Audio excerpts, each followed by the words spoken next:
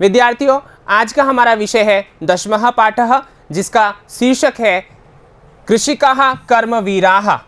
अर्थात यहाँ पर देखिए विद्यार्थियों, कृषिकाः यानी कि खेती करने वाले जो लोग होते हैं, जिन्हें हम किसान कहते हैं, उनके विषय में आज हम पढ़ने वाले हैं।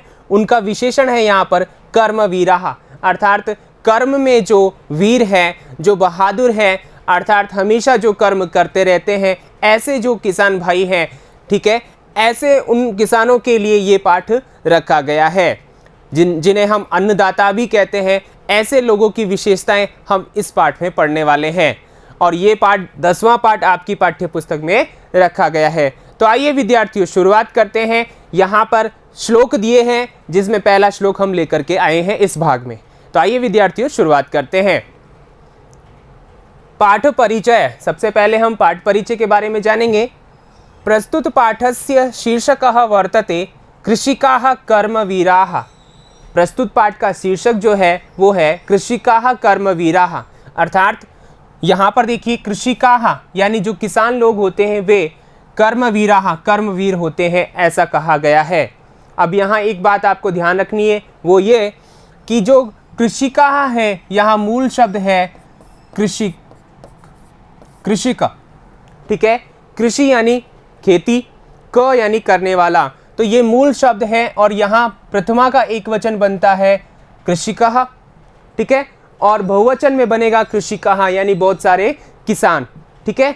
और वो कैसे हैं? कर्मवीराः, यानी कि कर्म जो करते हैं वे, यानी काम जो करते हैं उनमें वो वीर है, एक्सपर्ट हैं, महान है, ठीक है ना, बहादुर है, ऐसा अर्थ यहाँ पर लिया गया है। अर्थात जो किसान है वो कर्म में वीर हैं, ठीक है।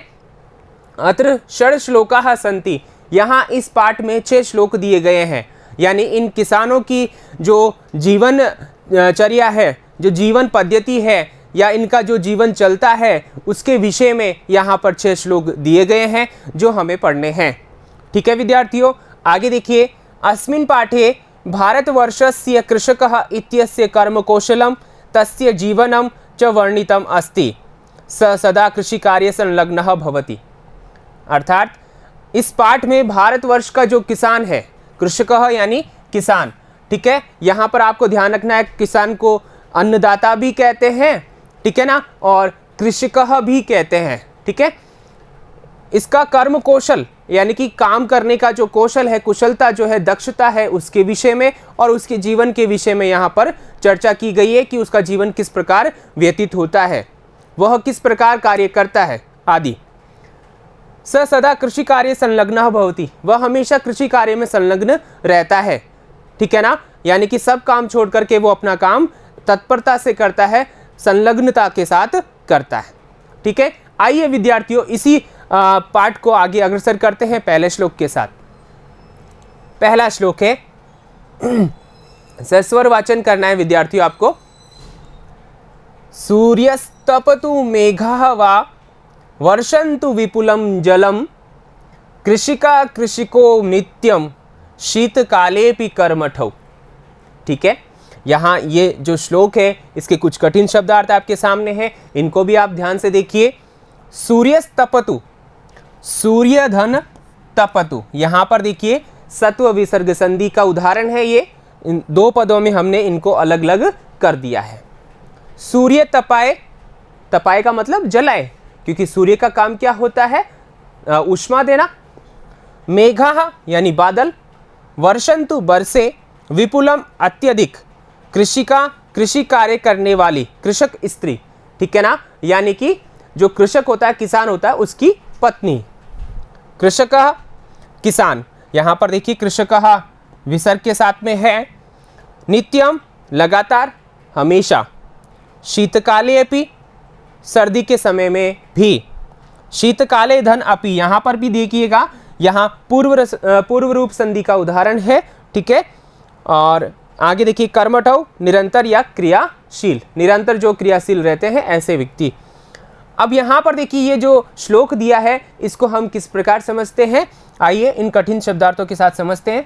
सूर्यस्तपतु, सूर्यस्तपतु, यहाँ देखिए सूर्य अलग है, तपतु अलग है। जैसा कि हमने यहाँ पर देखा, सूर्य यानी कि जो सूर्य है, दिवाकर भास्कर जो है, ठीक है ना, तपतु तपाए, सूर्य जो है तपाए, ठीक है ना, मेघा यानी बादल, ठीक है, वा यानी या, वा का मतलब या, वर्षंतु बरसे, वर्षा करे, विपुलम यानी अत्यधिक, विपुलम का मतलब है अत्यधिक या ज्यादा, जलम यानी जल को, ठीक है।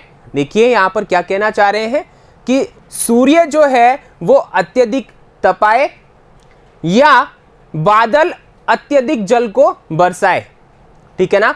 दो बातें यहां पर हैं, आपको ध्यान रखनी है। दो बातें कौन कौन सी, कि सूर्य एक तो तपा रहा है और एक बादल बहुत वर्षा कर रहे हैं, ठीक है। तो वो भी कैसे हैं, अत्यधिक रूप में, विपुलम यानी अत्यधिक। फिर आगे देखिए, कृषि का, कृषि को नित्यम, यहां कृषि का स्त्रीलिंग शब्द है, ठीक है, यानी कृषक की पत्नी, किसान की पत्नी।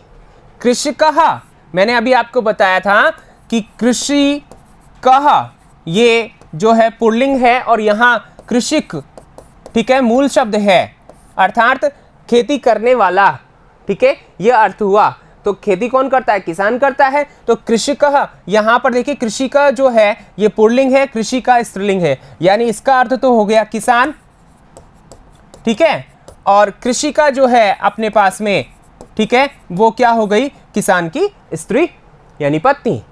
तो नित्यम यानी कि हमेशा, निरंतर या रोजाना, प्रतिदिन। शीतकाले अपि, शीतकाल में भी यानी सर्दी के समय में भी, कर्मठौ, कर्मठ रहते हैं, अर्थात कार्य करते रहते हैं, अपने कार्य में संलग्न रहते हैं। यहां पर देखिए विद्यार्थियों क्या बताना चाहा है, यहां ये बताना चाहा है कि सूर्य अत्यधिक तपाए यानी कि गर्मी का समय हो, ठीक है, या वर्षा अत्यधिक जल बरसाए यानी वर्षा ऋतु का समय हो, या फिर सर्दी का समय हो। तीनों ही स्थिति में, ठीक है, जो किसान की पत्नी है वह और किसान वह स्वयं, ठीक है ना, नित्यम यानी हमेशा, कर्मठौ स्तः यानी अपने काम में कर्मठ रहते हैं, लगे हुए रहते हैं, संलग्न रहते हैं, ठीक है, यानी कि कुछ भी हो, कैसा भी समय हो, वो अपना काम करते रहते हैं, अपने काम को नहीं छोड़ते, ये यहाँ पर बताया गया है। और ये सच भी है, क्योंकि अगर किसान अगर अन्न उत्पादित नहीं करेगा, खेती नहीं करेगा, तो फिर ये जगत कैसे मतलब काम करेगा, कैसे जी पाएगा। तो जगत का जो पालक है वो कौन है, किसान है, ठीक है ना। तो यहाँ पर ये बताया गया है। आइए हम इसका अन्वय जानते हैं। अन्वय देखिए, सूर्यः तपतु मेघाः विपुलं जलं वर्षन्तु वा, शीतकाले अपि कृषकः नित्यं कर्मठौ भवतः। अर्थात यहाँ पर है सूर्य तपाए, मेघ अत्यधिक जल बरसाए, या, ठीक है, शीतकाले अपि, शीतकाल में भी, शरद ऋतु में भी, कृषि का जो कृषक पत्नी है वह, और कृषिकः यानी कि जो किसान है वह, नित्यम हमेशा, कर्मठौ भवत कर्म में संलग्न होते हैं, ठीक है, उनको कोई सा भी मौसम उनको कोई प्रभावित नहीं करता है किसी भी प्रकार से। अर्थ, अब यहाँ अर्थ देखिए क्या इस श्लोक का अर्थ कहा है। देखिए यहाँ पर देखिए किसान भाई आप देख रहे हैं, किसान भाई को आप देख रहे हैं यहाँ पर हल लिए हुए, ठीक है ना, अपने खेत की ओर गंतव्य करते हुए। यहाँ अर्थ देखिए, सूर्यः अत्यधिकं तपतु अथवा मेघाः अत्यधिकं जलस्य वर्षणं कुर्वन्तु, शीतकाले अपि कृषकः च द्वौ एव निरन्तरं स्वकर्मणि संलग्नौ भवत इति। सूर्य अत्यधिक तपाए किसानों को, ठीक है, अथवा जो बादल है वो अत्यधिक जल बरसाए, ठीक है ना।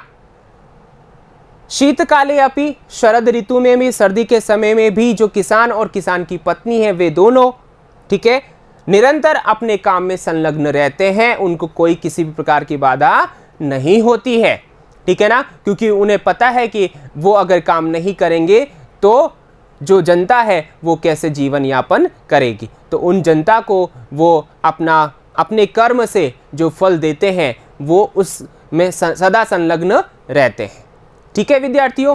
आइए आगे बढ़ते हैं। मूल्यांकन प्रश्न, ये हमने जो श्लोक पढ़ा है, पहला श्लोक, ठीक है, किसान भाइयों के लिए जो श्लोक पढ़ा है उसके कुछ छोटे छोटे मूल्यांकन प्रश्न है जो आपको अच्छे से करने हैं, क्योंकि अगर आपने ध्यान से इस वीडियो को देखा है, पढ़ा है इस श्लोक को, तो इनके उत्तर आप अच्छे से दे पाएंगे। पहला प्रश्न अपना है कह तपतु, एक पदेन, एक पद में उत्तर देना है। के विपुलम जलम वर्षंतु, एक पदेन, ये भी एक पद में उत्तर देना है। कौ कर्मठौ भवतः, ये भी एक पद में आपको उत्तर देना है। उम्मीद करता हूं कि आपको ये श्लोक और ये जो वीडियो है पसंद आया होगा, समझ में आया होगा, और उम्मीद करता हूं कि इनके उत्तर आप अपनी उत्तर पुस्तिका में देंगे। हम फिर मिलेंगे अगले वीडियो में और इन प्रश्नों के उत्तरों के साथ उत्तर की जांच करते हुए आगे बढ़ेंगे। तब तक के लिए धन्यवाद।